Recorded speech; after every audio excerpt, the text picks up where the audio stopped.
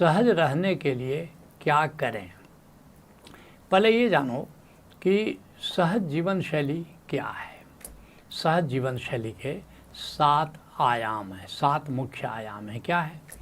पहला, तनाव मुक्त जीवन हो, तुम्हारे जीवन में तनाव नहीं हो, कोई दुविधा नहीं हो, एक निश्चयात्मक बुद्धि हो, निर्णय लेने में ऐसा व्यक्ति विलंब नहीं करता, वो सहज रहता है, सहज स्फूर्त जीवन है, तुरंत कोई समस्या आती है वो तुरंत निर्णय लेता है।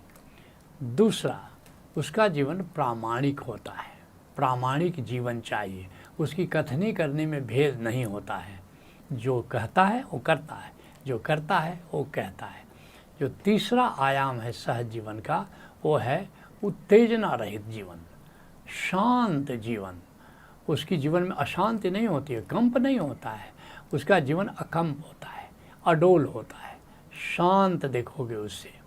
जो चौथा आयाम है उमंगमय जीवन, कोई निराशा नहीं, कोई हताशा नहीं, वो ऊर्जावान होता है, हमेशा देखोगे उत्साह में है, सद्य स्नात है, वो हमेशा देखोगे उल्लास से भरा हुआ, उमंग से भरा हुआ है। फिर पांचवा आयाम है आनंदित जीवन, वो हमेशा देखोगे प्रफुल्लित रहता है, खुशहाल रहता है, खुश रहता है, आनंदित रहता है, उसके जीवन में एक मुदिता पाओगे। जो छठा आयाम है वह प्रेम पूर्ण उसका जीवन होता है, वो प्रेमल होता है, सबके प्रति केयरिंग होता है। और जो सातवां आयाम है वो है उत्सवपूर्ण जीवन, वो सबके साथ अपना प्रेम बांटता है, अपनी खुशियाँ बांटता है। ये 7 आयाम हो तो समझ लेना कि उसका जीवन एक सहज जीवन है, सरल जीवन है। कहना बड़ा आसान है, लेकिन इस सहज जीवन को उपलब्ध कैसे होना है, तो आओ अब जानते हैं कि ये सहज जीवन कैसे हो। और इसके लिए 15 उपाय बताने जा रहे हैं, और ये 3 भाग में तुम कह सकते हो, यम, नियम और संयम। तो 5 यम बताएंगे जो पतंजलि ने बताया, 5 नियम बताएंगे जो पतंजलि ने बताया, और अपनी ओर से 5 संयम जोड़ रहे हैं। अगर ये 5 यम, 5 नियम और 5 संयम अपने जीवन में उतारो तो तुम्हारा जीवन सहज जीवन हो सकता है। 5 यम क्या है? पहला है अहिंसा। अहिंसा क्या है? मनसा वाचा कर्मा अहिंसा को साधो, अर्थात दूसरे को चोट मत पहुंचाओ। और इसमें भी ये जो मध्य है, वाचा वाणी, अपनी वाणी को मधुर कर लो, अपनी वाणी से जानबूझकर किसी को चोट नहीं पहुंचाओ, तो मनसा और कर्मणा अहिंसा भी सध जाती है। पतंजलि कहते हैं दूसरा यम है सत्य। सत्य क्या हुआ?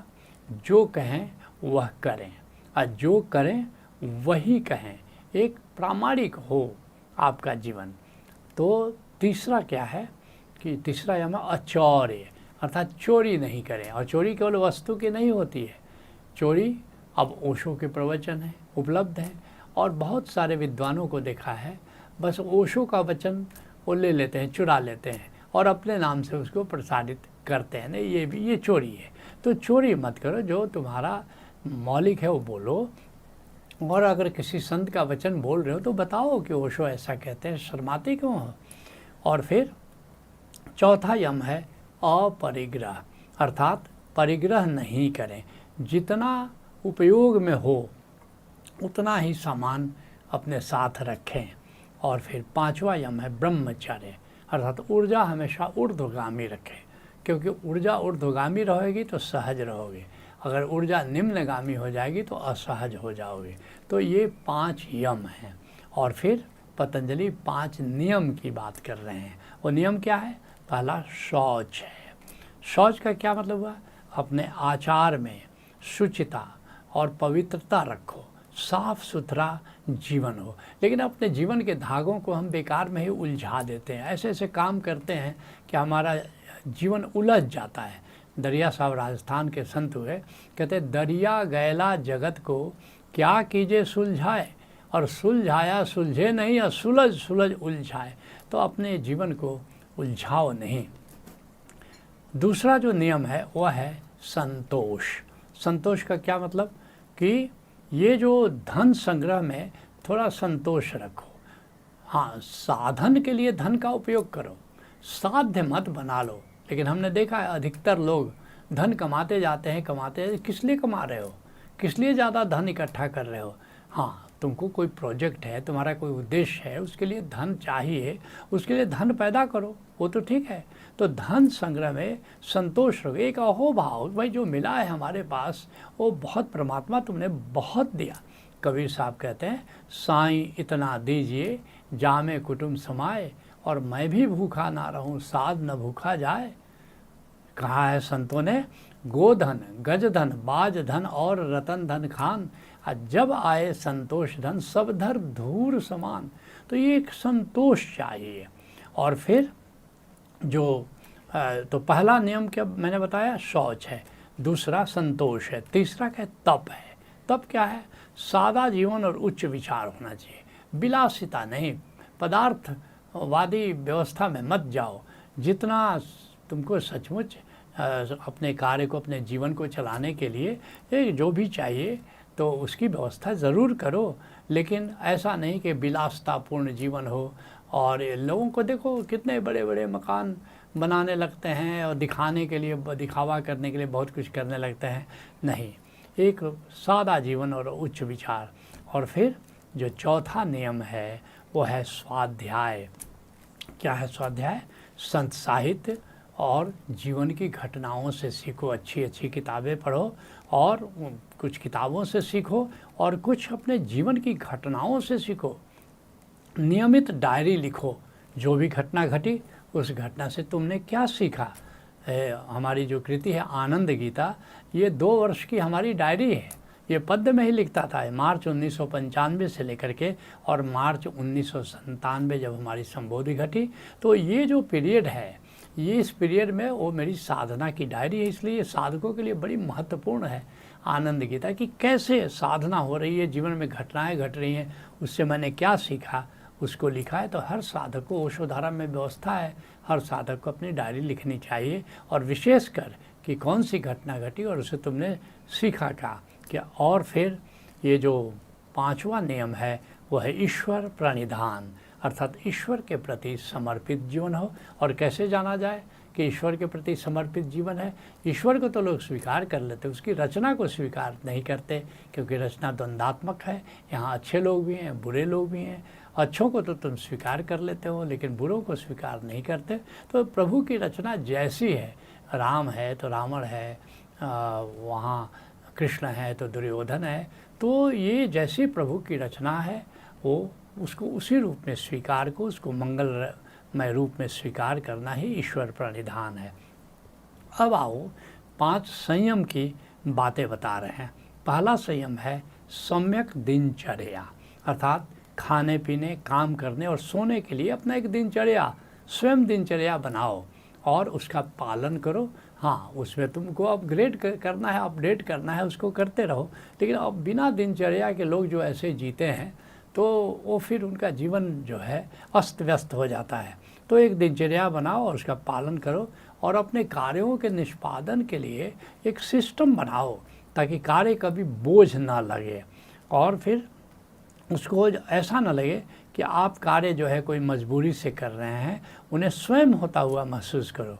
इसी को कृष्ण निष्काम कर्म वो करते हैं, अर्थात कि फल केंद्रित जीवन मत रखो, अपना कर्म करने का मजा लो। ये तभी संभव है, अपने जीवन में एक सिस्टम बना लो, सिस्टम बना लो। फिर देखो कि काम करने में बड़ा मज़ा आता है कि तुमको पता है कि इस वक्त हमें करना क्या है, सोचना नहीं है कि क्या करना है, वो तो दिनचर्या में तुमने खुद ही निर्धारित किया हुआ है।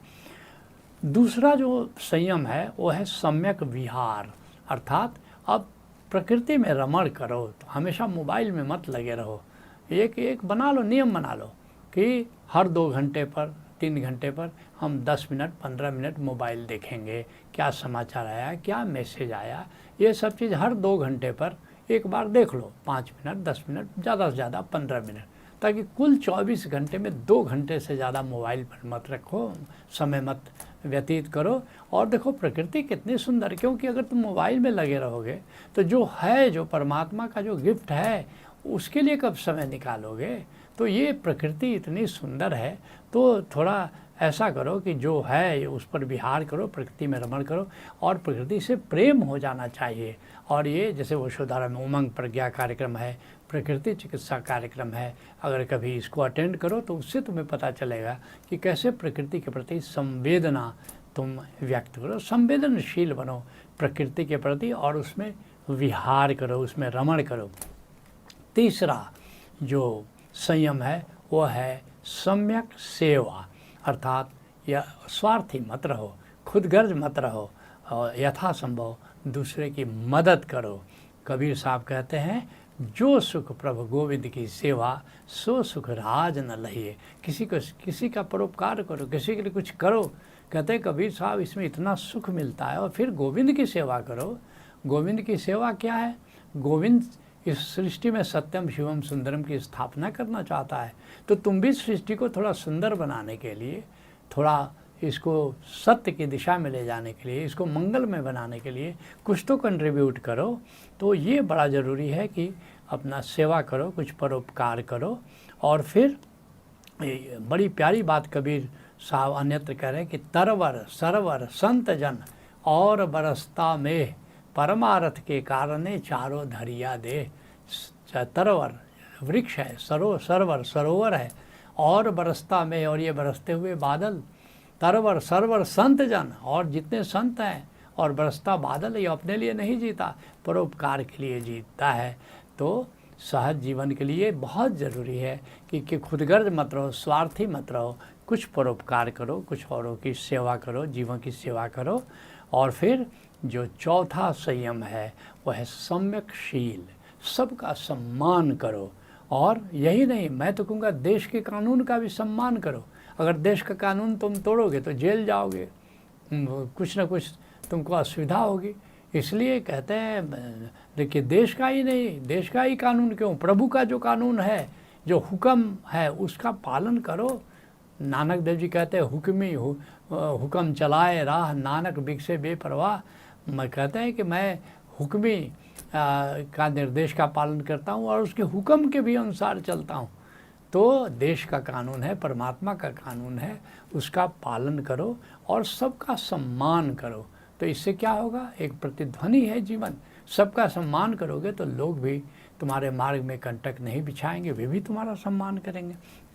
और जो पांचवा जो संयम है वो है सम्यक स्वीकार, अर्थात जो हुआ अब उसको स्वीकार करो। आज हम क्या करते हैं, अनुकूल का तो स्वीकार कर लेते हैं, प्रतिकूल का स्वीकार नहीं करते। लेकिन ये कभी अनुकूल होगा, कभी प्रतिकूल होगा, ये संतुलन के नियम से कभी आपदा होगी, कभी विपदा होगी, कभी संपदा होगी। तो ये द्वंद्वात्मक ज़िंदगी है, तो इसको स्वीकार करो। जो भी घटना घटती है, आनंद गीता में इसके लिए मैंने कभी लिखा है, जो हुआ अभी तक ठीक हुआ, जो अभी हो रहा अच्छा है, जो कल होना संभावित है, स्वीकार अभी से अच्छा है। जो हुआ उसे स्वीकार करो, मत दो को दो दो चार करो। स्वीकारम शरणम गच्छामि, भज ओशो शरणम गच्छामि। अगर ऐसी जीवन शैली है तुम्हारी तो सहज जीवन शैली हम कहेंगे। मैं फिर से दोहरा दूं कि ये 15 जो बातें हैं, 5 यम, 5 नियम और 5 संयम, इसको अपने जीवन में अपना करके हम सहज हो सकते हैं। फिर से दोहरा दूँ, ये 15 क्या क्या है। पहला अहिंसा, दूसरा सत्य, तीसरा अचौर्य, चौथा अपरिग्रह, पांचवा ब्रह्मचर्य, ये 5 यम। इस तरह छठा है शौच, 7वां संतोष, 8वां तप, 9वां स्वाध्याय, 10वां ईश्वर प्रणिधान। और फिर आगे 5 संयम है। क्या क्या है? पहला है 11वां, जिसको कहते हैं, चूँकि 15 गिना रहे हैं, सम्यक दिनचर्या। 12वां है सम्यक विहार। 13वां है सम्यक सेवा। 14वां है सम्यकशील। और 15वां है सम्यक स्वीकार। इस तरह 5 यम, 5 नियम और 5 संयम, अर्थात ये 15 बातें अगर आप अपने जीवन में आप ढालते हो तो सहज रहोगे, आनंदित रहोगे, प्रफुल्ल रहोगे, प्रेमल रहोगे, प्रसन्न रहोगे, उत्सवपूर्ण रहोगे। आनंद और उत्सव तुम्हारे जीवन के 2 पंख हो जाएंगे। तो आज के सत्संग को यहीं विराम देते हैं। हरि ओम तत्सत।